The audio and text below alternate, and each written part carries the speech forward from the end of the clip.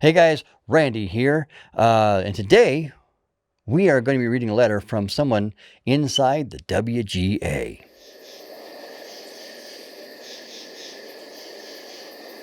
All right, so today I am going to do something kind of unique. I'm going to have a video here that I'm going to put on both my Rec Films Montana channel and also on my Rec Thoughts channel. And those of you that are on my Rec Thoughts channel, you probably already know that I run a film channel, but here on the Rec Films Montana channel, you probably don't know that I run a second channel. I don't do a lot on it really. It's just kind of a channel that I throw a commentary on once in a while, and I'll discuss some political stuff and some review stuff, but mostly I kind of did that to keep it separate from my film stuff. But this here, I thought that I would put on both places because it applies in both ways.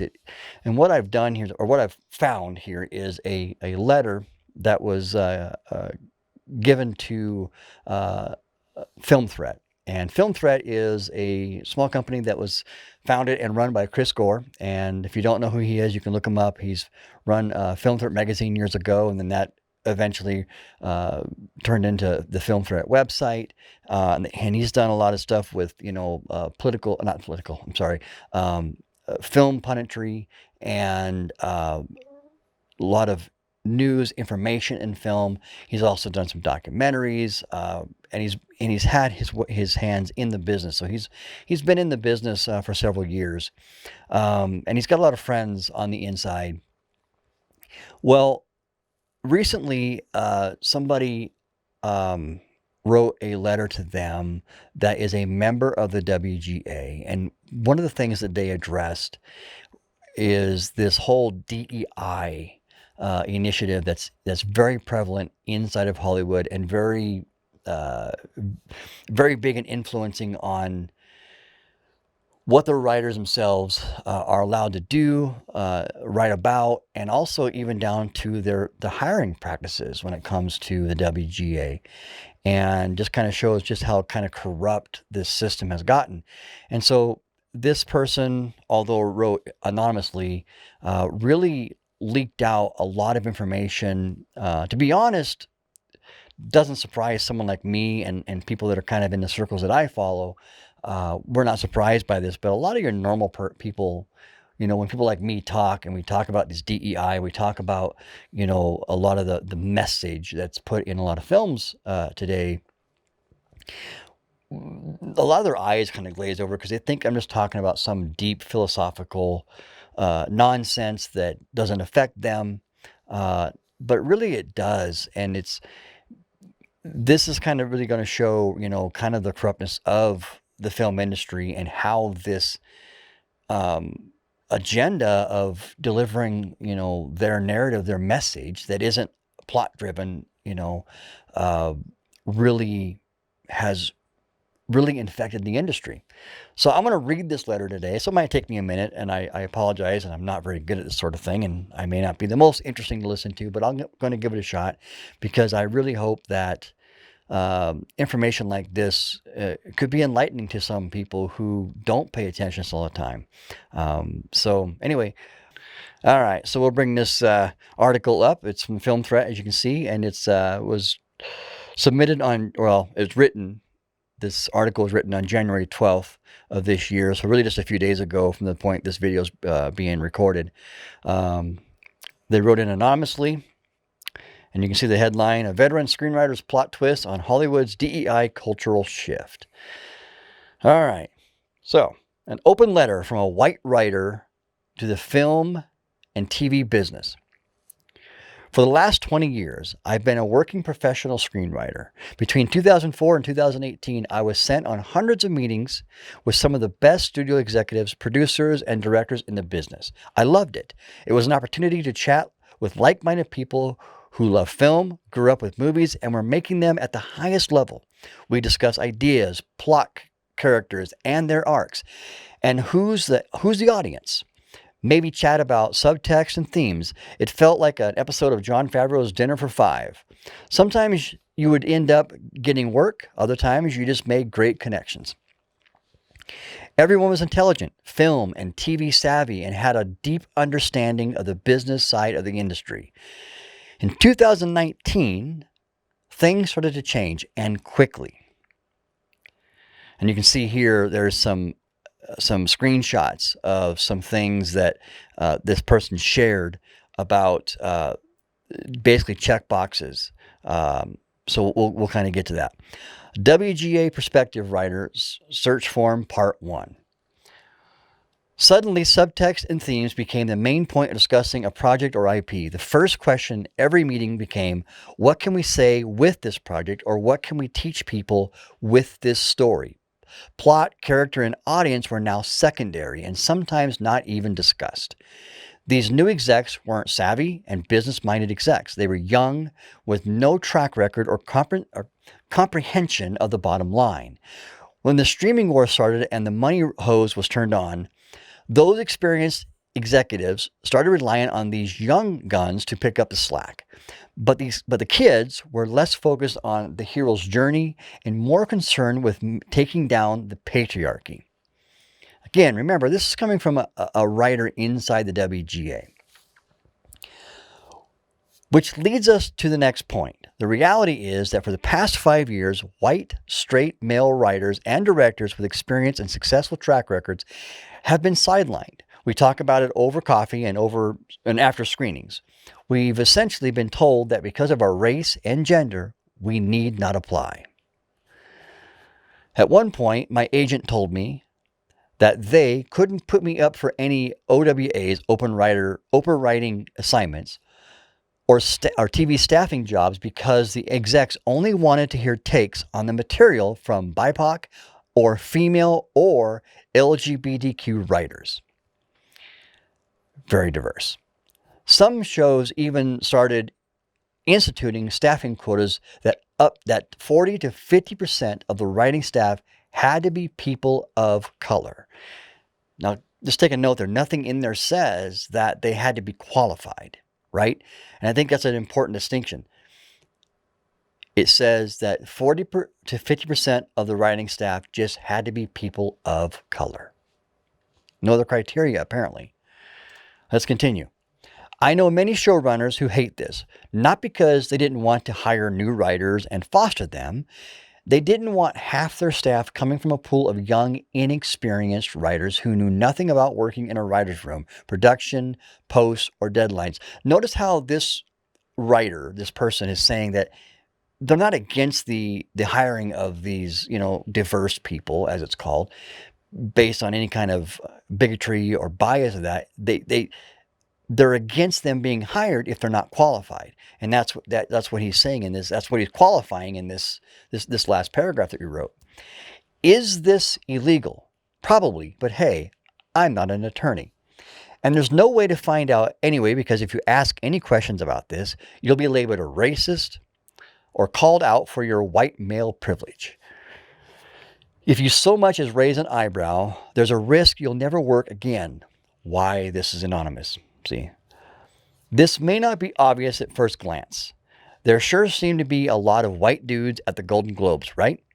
Well, this doesn't impact the top 2% of writers, showrunners, and directors, since they're in the rarefied air where they get to work no matter what. It's those of us with decades of experience working on some of your favorite TV shows and films that are now sitting on the sidelines, waiting. No institution reinforces this more than the WGA. One glance at their monthly calendar of events shows a Latinx writers, Latinx or Latinx, however you want to say it, writers committee meeting, an LGBTQ plus writers committee meeting. Boy, I have a hard time with that. Sorry, a committee meeting of Black writers meeting, a Middle Eastern writers committee meeting, a women's writers committee meeting, and an Asian American Writers Committee meeting, to just name a few. And again, we've got more screenshots of some of the forms that they are asked to fill out. That's one of the things that kind of leaked with this letter, was attached to this letter, was this person showed things that as writers, they're being asked to fill these things out.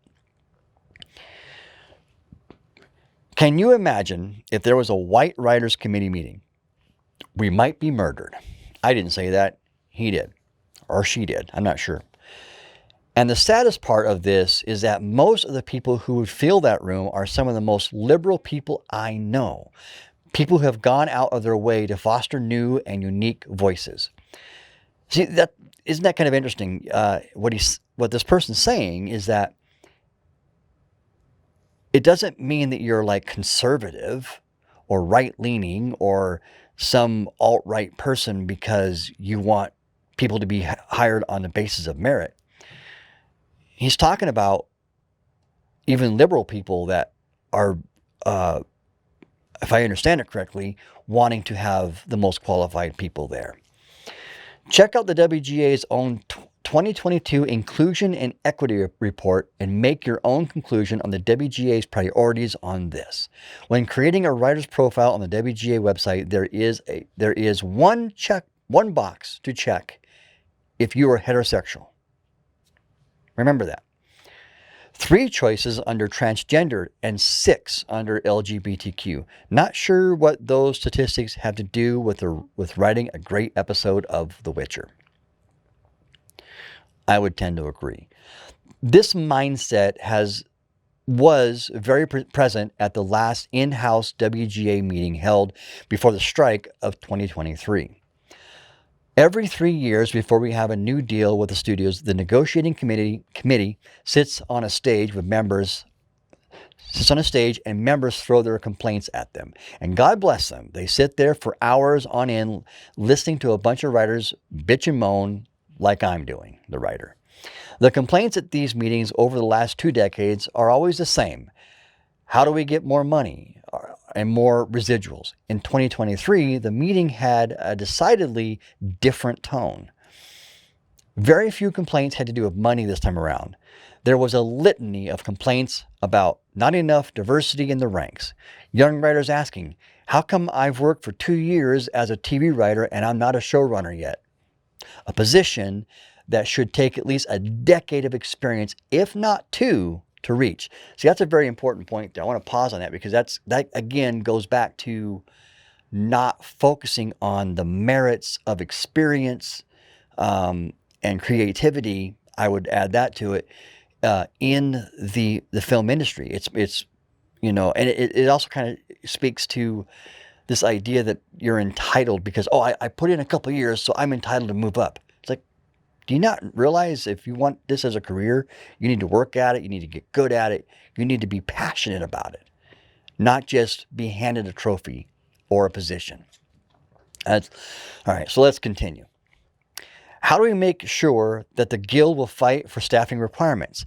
I always thought that to survive in a business, it's a yearly, monthly, daily hustle. There are no guarantees, especially when it comes to staffing a TV show. What I took away from that night is that these young Turks think working in film and TV is just a fun thing that anyone can do. And they can use this opportunity to put their stamp on the world. Can you blame them? It was easy to get here, especially when talent takes a backseat to fitting a quota. Why worry?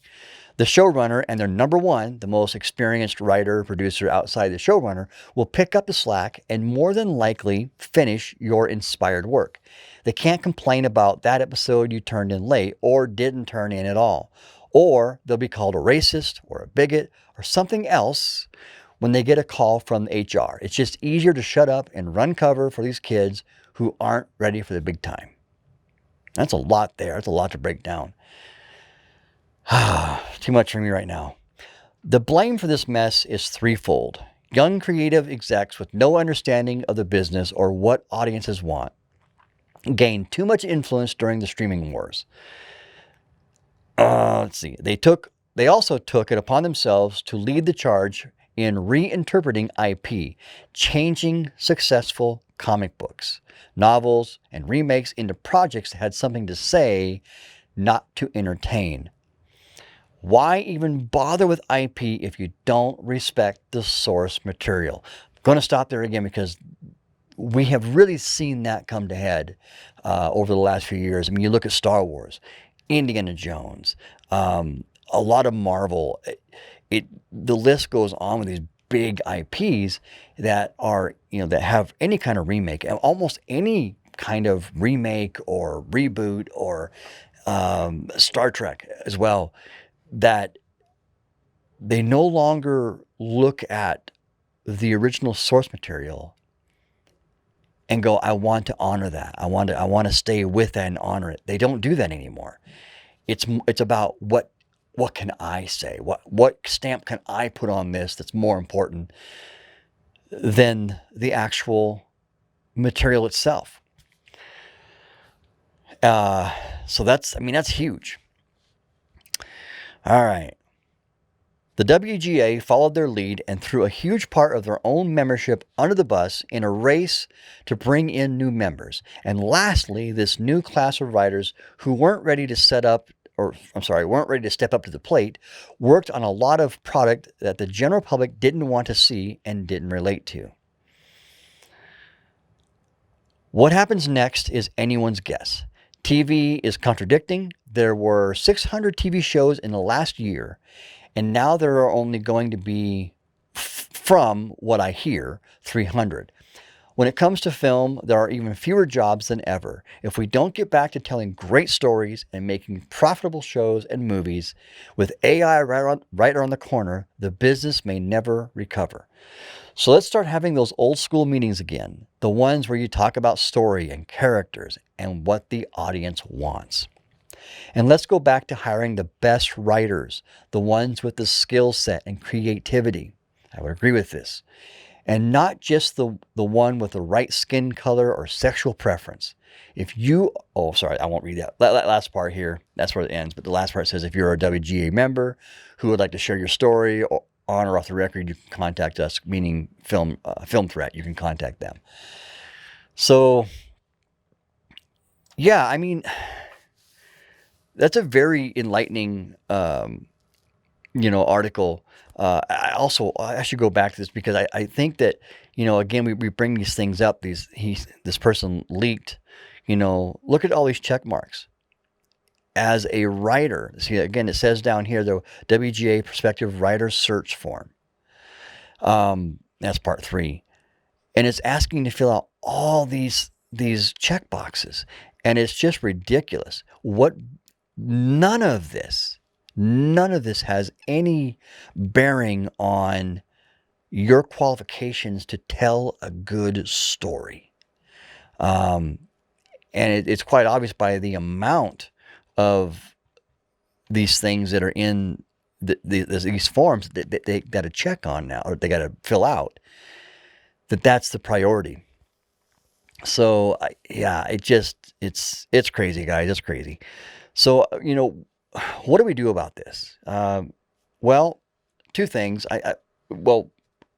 Pay attention. I think pay attention is a big thing if you're not already. I know that for normies it's kind of difficult.